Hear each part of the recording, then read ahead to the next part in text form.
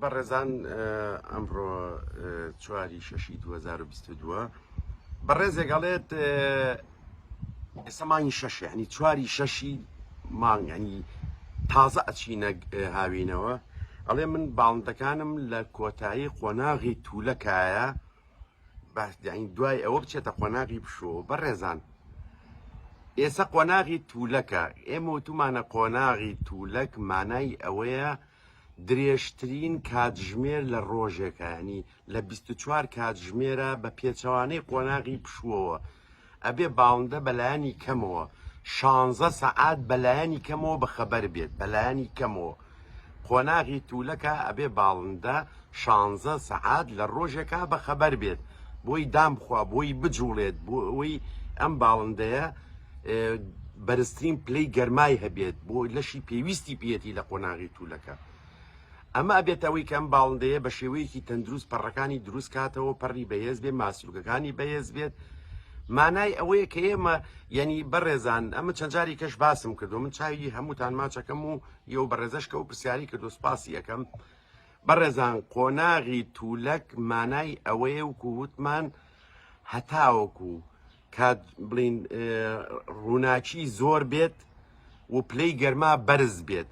ئەم دوشتە زۆر گرنگە بۆ قۆناغی توولەک، یعنی ئەبێ بەخێوکەر حسابیەوەکە لە 15 بەرەو دواوە باڵندەی تر بەرەو قۆناغی پشوو ئەڕوات، چکە وردە وردە پلەی گەرما دابەزێت، بڵین ڕۆژیش کورتتر ئەبێت.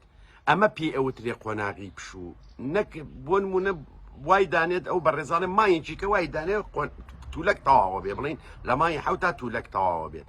باش ینی پلەی گەرما چۆن دابەزێنیت؟ ئیلا بێ فێنەکەرەوەی بۆ داگیرسێنی ئێمە تۆزەنەوە پێش بابەتێکمان لەسەر فێنەکەرەوە باس کردووە. ئەمە یەک.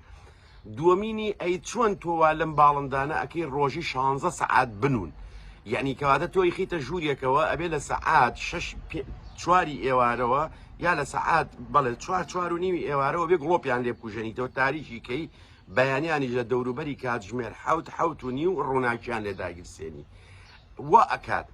باشە ینی ئەمە چۆن ئەتوانی ئەمە بەخێوکەر ئەمە بکات؟ ینی لەبەرەوە بەڕێزان ئەمەی کە باڵندە خەڵک لای خۆمان وا ئەزانێ کە تەیرەکانی جوود نەکرد، هێلکەی لێ نەگەریتر، ئەمە قۆناغی پشووە. وا ئەزانێ کە تەیرەکانی ئیتر کە بەیەکەوە نەبوون جوود نەبن، ئەمە قۆناغی پشووەمە هەڵەیەکی گەورەیە. بەڕێزان ئەگەر هەچ کەسێکی شتێ نەگەیشتووەلەوە بە پرسیار بۆم بنووسێ هەوڵێم زیاتر ڕوونی بکەمەوە. ئەگەر قسەکانم با بڵین ڕوون نییە یاخود بە تەواوەتی ڕوون نییە بۆت کە تێناگەی لەو مەسەلەیە، چکە وتمان دوای مانگی 15 لە دوای 15ەوە 2 مانگ بەلایانی کەمەوە، ینی تا 15 تا 15 ئەبێ باڵندە لە قۆناغی پشووا بێت، چکە و پلەی گەرما دابەزێت، ڕووناچی کەمە بێتەوە، ینی ڕووناچی لەسەر باڵندەکان کەمە بێتەوە. ئەگە قسەکانمان ڕوون نییە، من لە خزمەتانە هیوادارم ئەمە بەباشی تێبگەن، ینی بەخێوکەر تێبگات. تکایە کاتێک تۆ باڵندەکانێ کە جوود نەکردووە مانای ئەوە نییە ترمە قۆناغی پشووە، ئەمە پەیوەندی بە پلەی گەرما بە ڕووناچی لە 100% بەو دوشتەوە هەیە. ڕووناچی کە بەرز بوو، ینی درێژ بوو، ڕۆژ درێژ بوو، پلەی گەرما بەرز بوو، ئەمە باڵندەکە وردەوە دەچێتە قۆناغی توولەکەوە. هەچ کەسێکی هەچ بە ڕێزێک پرسیاری بێ من لە خزمەتە.